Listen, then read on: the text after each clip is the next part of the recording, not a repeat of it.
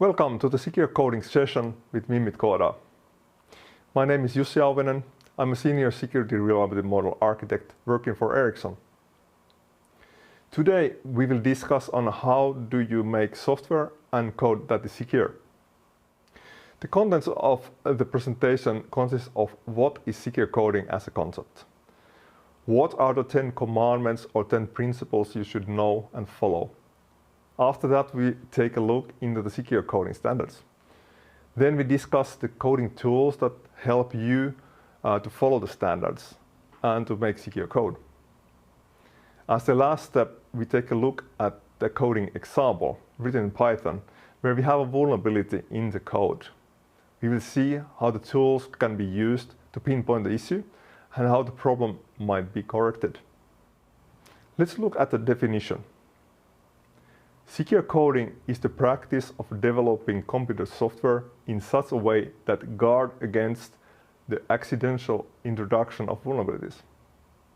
I have bolded a couple of keywords there in the text. First, secure coding is about guarding against something, guarding against the security bugs. It is not a method to remove bugs like as an afterthought, but rather to find the bugs even before those are introduced. This is done in the introduction phase, in time when new code is created for the project, and when the very first unit tests are done. Secure coding is not done in the release phase or otherwise late in the process, but actually at the time the bugs could be introduced. So we are really at the origins of this matter. Last, the secure coding is guarding against vulnerabilities. This method is about vulnerabilities manifesting in the code itself. The methods and tools used can find other sort of issues as well, like issues with code quality and understandability. But the goal is to eradicate vulnerabilities. There are top 10 principles for secure coding, defined by Software Engineering Institute Computer Emergency Response Team, the SEI CERT. Let's look at these principles. First, you need to validate your input. Whenever you get input from a user, or basically from any tainted or untrusted source, you need to make sure that the input is valid.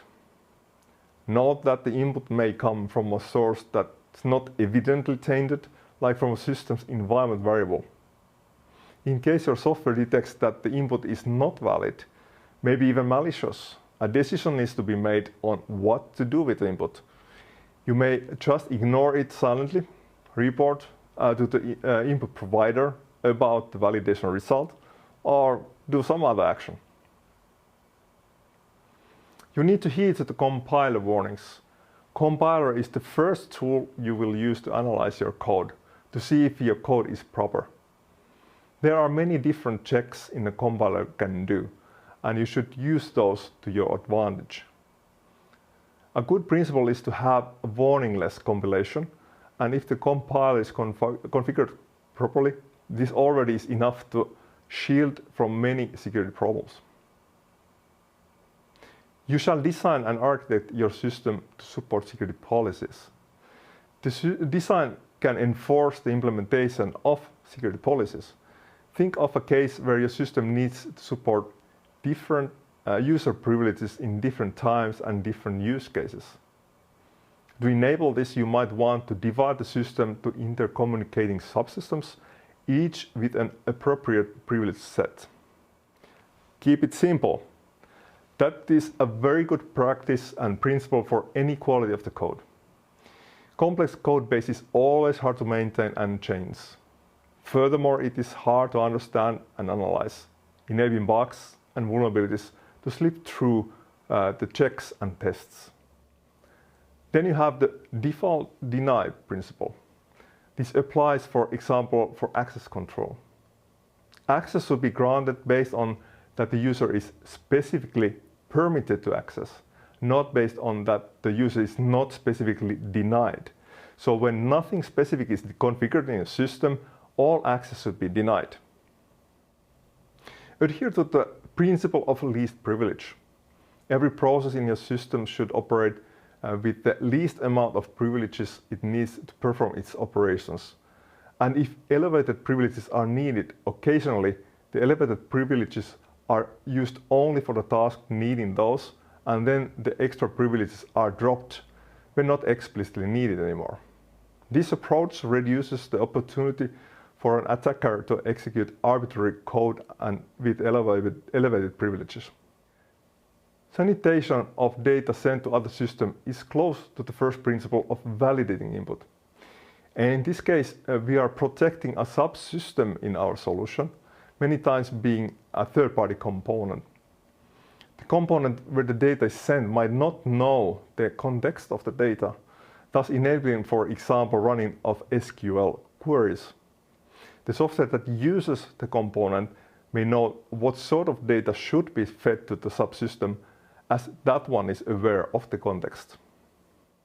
Next principle is about having multiple layers of defenses in the system. Having only one or two security controls may result to a major breach when the attacker is able to break one of the controls. However, when there are multiple controls in multiple layers, breach of a control gives the attacker only limited access to the system. Use quality and security assurance techniques.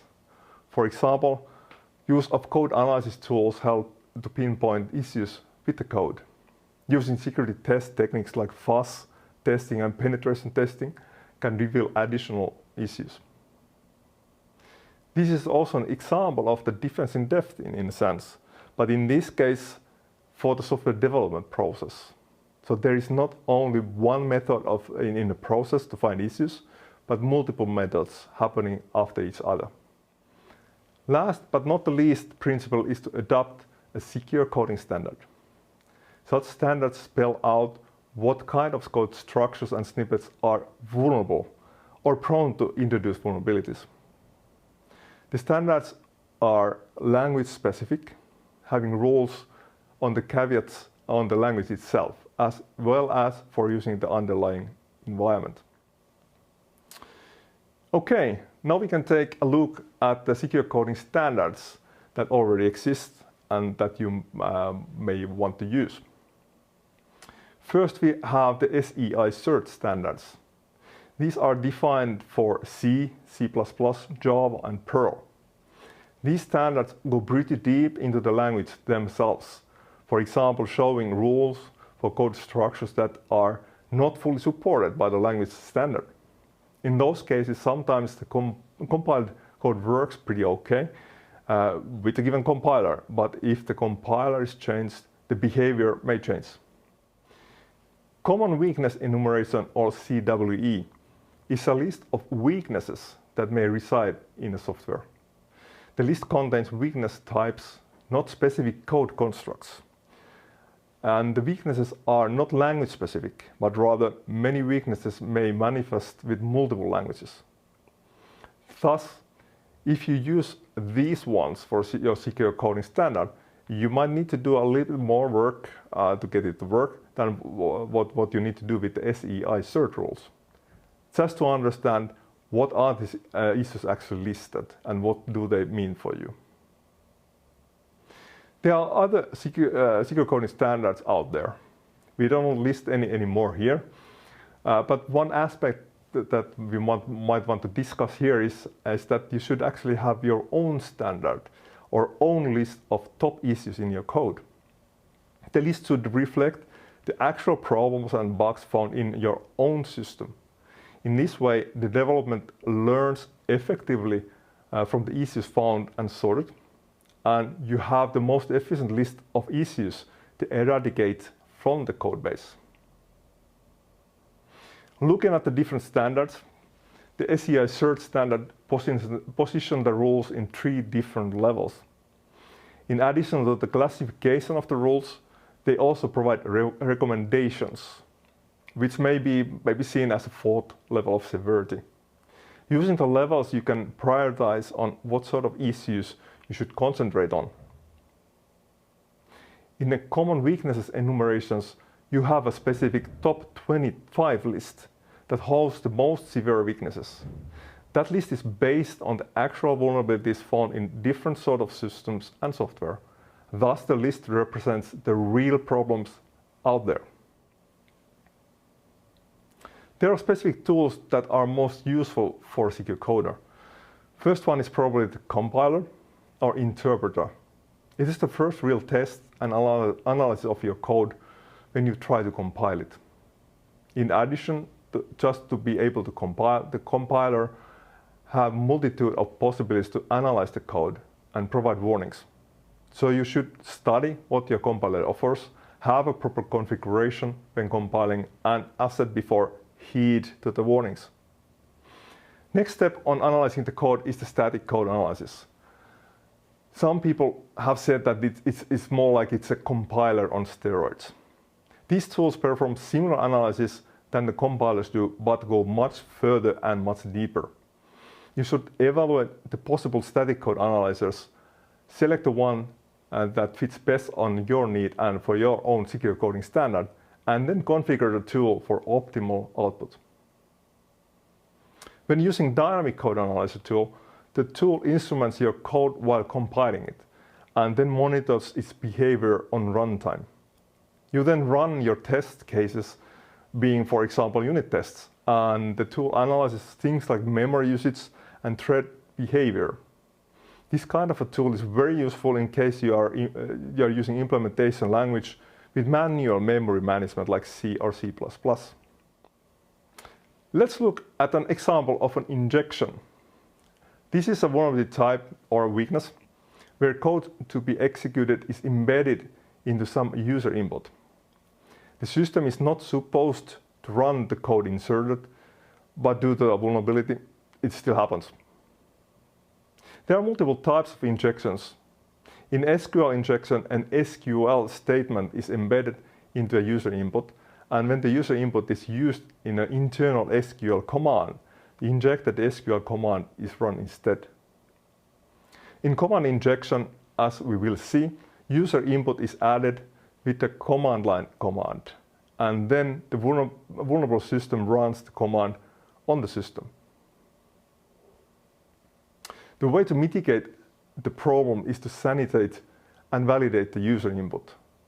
Never provide user input or other tainted information to an interpreter like the command line or SQL server. All right, let's look at the example, a command injection. And here we have a software written in Python that expects a path as input. And the idea is that then it just outputs the list of files that can be found in that directory. In this case, if we give an input where we have, let's say, a dot, semicolon, echo busted, and so forth, as you can see in the slide, what will happen is the directory listing of the path, that is the current path, is actually given, but after that one, a command echo busted is executed. So the command line will show you that the busted is going to be shown there. Let's look at the code. So we have a code here that is actually taking two arguments, and then what it does is runs os.system on the second argument. Let's analyze this with the bandit tool. So when we run the bandit on this one, we can see, oh, there seems to be an issue in here. So it is flagging that we are using this system call that might be vulnerable. So let's try if we can actually cause a problem with this version of a command. Now we run the example by adding the malicious string as we discussed.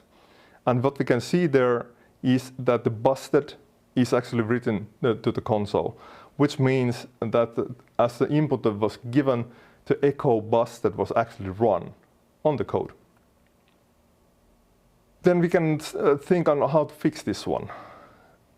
So what we can do is, well, there shouldn't be a semicolon in this kind of input.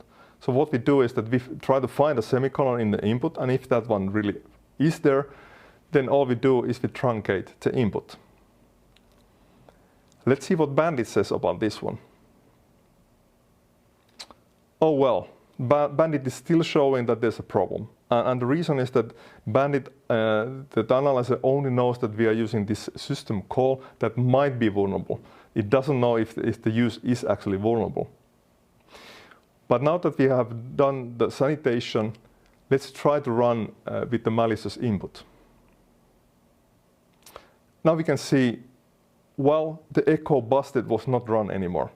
So now this version of code seems to be secure. So how do you fix the problem? Obviously, you have to sanitize the input. As we were telling, whatever you get from the user, you never trust that is a good input, but you have to sanitize it first. So for example, in this case, you don't allow the use of a semicolon in the input, because you know that when you have a semicolon there, then whatever comes after that one might be run by your program. So in this case, our decision is that if you have there a semicolon in a string, what you do is you truncate the input so that you take the semicolon and everything after that one away, and then you run the command anyway. But the good question is this enough? Maybe there are other ways actually to do this kind of an infiltration and injection of code. So you should actually look on all the different ways that the code could be added here, not just to look at the semicolon. Thank you.